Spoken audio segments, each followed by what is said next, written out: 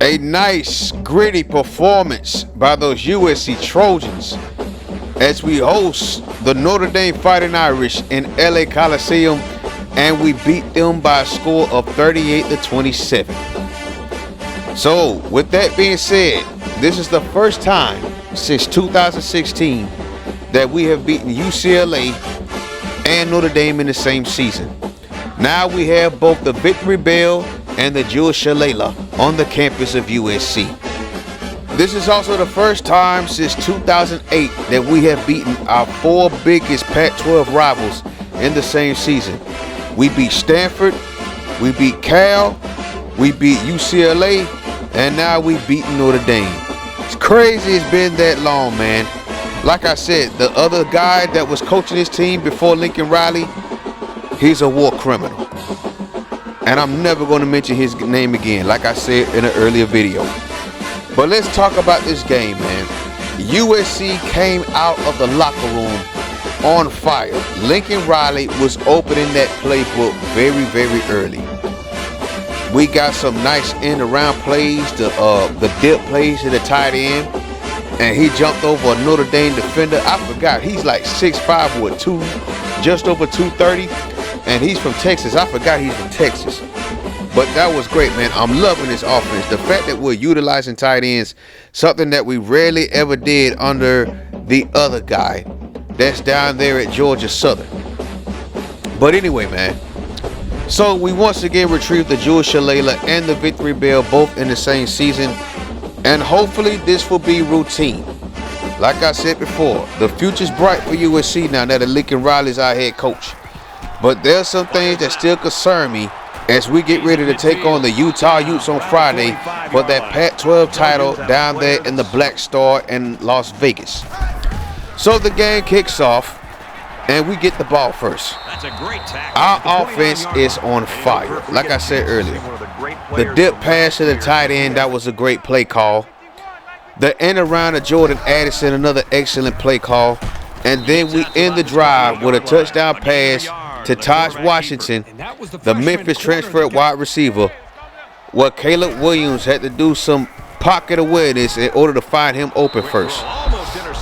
So we start off on that, and then the next time we get the ball, defense was doing their thing, by the way. The defense was holding it down for those first two possessions. And I really feel that when we got the ball back for that second possession and we went up 10-0, we should have scored another touchdown. But I do feel that we got too cute in that second possession. So we ran an in around, which turned out to be a wide receiver pass to Caleb Williams in the end zone. More like the Philly special, what they ran in the Super Bowl. But it wasn't a good pass. It wasn't a good read. Not the wide receiver, but the safety for Notre Dame was going to pick it off, and Caleb Williams had to force an offensive pass interference call. I really felt like we could have been up 14-0, maybe 21-0 at that point. But yeah, once Notre Dame got going, they decided to start slow. They decided to stick to what they do best, and that's running the football. Eventually open up some pass plays for the quarterback, and then Michael Mayer was doing the same thing that the tight end for Utah did to us earlier in the season. Had a field day against us, and that's my only concern. I do feel that despite we did do a good job on defense, a lot of people was expecting Notre Dame, especially this one cat on Twitter by the name of, I think his name is John Wilner. He was, I don't know if he was joking or being sarcastic or what, but he was saying that Notre Dame was going to rush for over 800 yards on this defense, ignoring the fact that we got more takeaways than anybody in the country, and we can get to the quarterback. I do feel like we should have more sacks than what we actually have, though, because we missed out on a lot of sacks this season, despite the fact that we have Tuli Tuipulotu, who has 12.5 sacks so far going into this game on Friday. But anyway, man, like I was saying, the defense, they did their thing. We held Notre Dame to 90 yards rushing. The pass defense wasn't really all that, but that's because, like I said in the earlier video, I don't like the way the DBs are being coached in today's football. They coach them to watch their hands. They don't coach them to play the ball and none of that no more. And that's stupid to me. But we did manage to get, was it 2 or 3 turnovers? I forgot. We got one on a fumble recovery on a bad read option. I think there was some miscommunication between the running back and the quarterback. Quarterback dropped the ball, we recovered it, and then of course, Kalen Bullock, a guy that should be considered for the Thorpe Award, picks up his 5th interception on the season. That was huge. Although I do felt that he should have kept going to the left side instead of running to the right. I guess he must have saw those Notre Dame players and decided, yeah, let me go another way. But we did. What I do also like is the fact that we capitalized on both of those drives in which we got turnovers. That's something that we was missing over the last 3-4 years with the other guy, who I'm not going to mention. But yeah, so once again, back to the offense. Taj Washington had an excellent game. 2 critical catches, including that touchdown catch, which started off as our first score of the game. And then that other first down pass in which he caught it up the right sideline and caught it inside the 5. That was an amazing catch. That was really good. Jordan Addison had a good game. Caleb Williams, what more can you say about the magician? A lot of people are now saying that he's the favorite for the Heisman Trophy. And if we beat Utah next Saturday, it's guaranteed. It's guaranteed that Caleb Williams is going to be the next Heisman Trophy winner at the University of Southern California. Guarantee it. But Caleb Williams, let's look at his stats. I know he had a season low as far as passing yards. I believe he threw for 232. He had 1 passing touchdown, which was to Taj Washington. And then, of course, the 3 touchdown runs.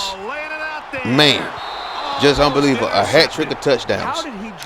And then the one play where he's scrambling around and then he decides to cut up field, gets a first down and much, much more. I believe that was a 3rd down play. I think eventually we scored on that play. I believe that was the drive in which Raleigh Brown scored a touchdown.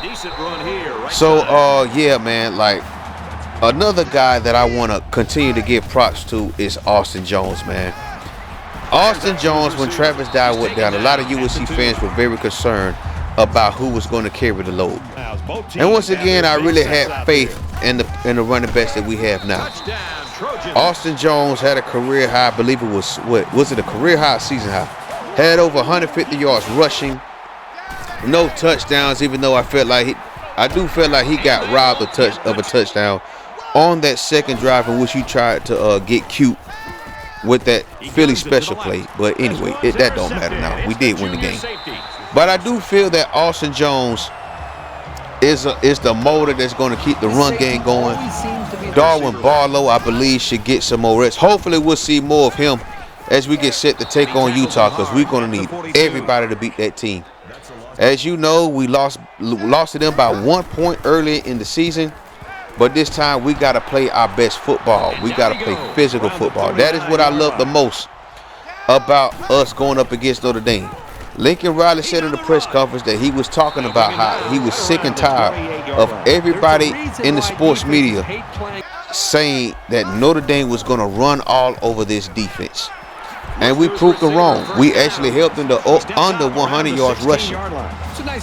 Now, we can continue. If we can get the passing yardage down, I think we will be fine on defense. But now we have to focus on the Utah Utes. They beat Colorado. They did what they had to do, and then they got some help. The first thing was UCLA beating Cal on Friday. That was huge. The next thing was Oregon losing the Silver War to Oregon State. I watched that game from start to finish. And the way the Beavers turned up in that 4th quarter was absolutely crazy. Now keep in mind, Oregon State passing game has not been great all season. Mainly because they don't have a promising quarterback with a great arm. But they depend on their running game. They depend on the trenches, and they depend on defense. And that was enough to get over the hump, overcome that deficit, and beat Oregon. So now, then you go to the Apple Cup. Now the scenario has changed. If Washington State wins, that means Oregon goes to the Pac-12 championship game. If UW wins, I'm talking about the Washington Huskies. If Washington wins, then but Utah is playing USC. So then Washington goes and wins the Apple Cup, which was a very entertaining game. I stayed up to almost 1 o'clock in the morning watching that game. And when it got to the point where it would be out of reach due to the fact that Washington kept scoring and Wazoo could not get a stop at this point, I was like, yeah, it's going to be us versus Utah again. And I believe this is what a lot of USC fans wanted. Because, myself included, I still feel like we should have beat them the first time we played them. We let them off on some plays. The referees bailed them out with those 2 bogus pass interference calls. Well, not pass interference, but those 2 bogus roughing the passer calls. Now we're going to see what they're like against us on neutral turf. And the thing that pisses me off the most is the fact that we're the only quote-unquote Power 5 conference that has their conference championship game on a Friday. Everybody else, even Mountain West Conference, Conference USA, AAC, who else am I missing? Did I miss anybody in the FBS? Even Sunbelt. Even Sunbelt, I believe. No, take that back. I think the Sunbelt's conference championship game is Thursday, but everybody else is on Saturday. So yeah, we got that matchup once again. Utah Utes, USC Trojans, and this is a must-win for us. If we win, we're no doubt going to the college football playoff. I have no idea what we're going to be ranked, considering the fact that the 3 teams ahead of us, as far as the AP poll, I forgot the college football poll does not, college football playoff poll does not come out until Tuesday.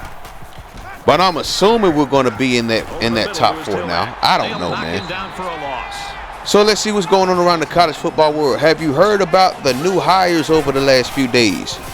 Luke Fickell is going from Cincinnati to Wisconsin, and that is a home run hire for the Wisconsin Badgers. Then you have Matt Rule, dude that used to coach the Carolina Panthers. He's getting an 8-year deal worth up to $72 million. And plus on top of that, he's still getting paid by the Carolina Panthers. That was a horrible contract, and Carolina really shit the bed with it, considering he didn't make it to year 4 of that contract. He really thought he was going to get 10 years. Breaking news today out the Plains. We got the Auburn Tigers officially hiring Hugh Freeze. And I believe there's a lot of mixed feelings between Auburn fans about that hire, considering what happened at Ole Miss. Then you have Tulane's coach. I know he's a primary target for the Georgia Tech job, so we're going to be on the lookout for that. There's also a lot of players that are entering the transfer portal. Like today, Alabama had another player that entered the transfer portal. I believe he was an offensive lineman. Texas A&M, though. Texas A&M got a lot of them in that portal. The only person I'm expecting to leave USC so far and go to the transfer portal for right now is Greg Bryant Jr. Speaking of which, ever since he decided to red shirt and leave USC, our special teams as far as punt returns and kick returns hasn't been great. And I'm hoping eventually that we do hire a special teams coach in the future, because we really need one. But in the meantime, we can't worry about that right now. We going off a short week.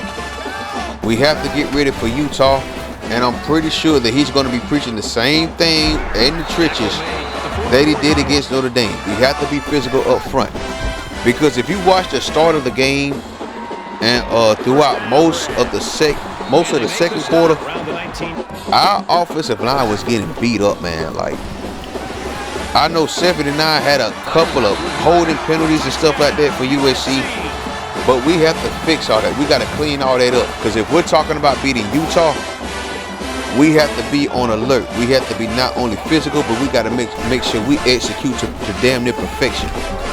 Because this team knows us well. They know that we like to match their physicality. We should have. I'm still pissed off at the fact that we didn't beat them the first time we played them. But here we are. We're about to get our second chance at it. And I'm pretty sure this is what a lot of USC fans wanted. So here we go. The stage is set for Las Vegas.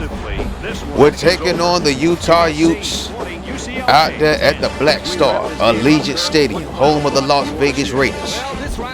We have to win, and we make the college football playoff poll. If we don't, I have no idea what bowl game. Maybe the Rose Bowl. I don't know, man. I really don't know. I know that if USC does win the Pac-12 championship, I'm pretty sure that does open a door for the Washington Huskies to go to the Rose Bowl. And assuming the way that Ohio State got thrashed in their own home turf on Saturday, I'm assuming that they're going to be playing the Huskies. But yeah, man, thank you for watching. Peace.